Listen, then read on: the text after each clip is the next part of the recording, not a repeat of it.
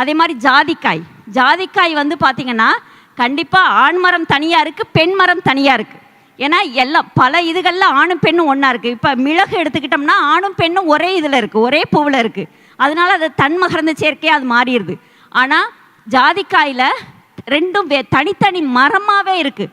அந்த ஆண் மரத்தில் உள்ள அந்த மகரந்தத்தூள் காற்றுல பறந்து வந்து இந்த பெண் பூவில் படணும். அப்போ தேனீக்கள் வச்சிட்டோம்னா, அதனால தான் அதில் சொல்லுவாங்க 20க்கோ 10 மரத்துக்கோ 20 மரத்துக்கோ ஒரு ஆண் மரம் கண்டிப்பாக வேணும்.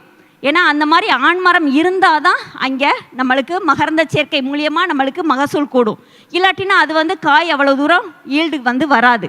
அப்போ தேனீக்கள் வச்சிட்டோம்னா தேனீக்களுடைய வேலையே காலையில் 5:30 மணிலேருந்து சாயங்காலம் 6:45 மணி வரை மலருக்கு போய் இந்த மாதிரி வேலைகளை செய்கிறது தான் தேனீக்களுடைய வேலை.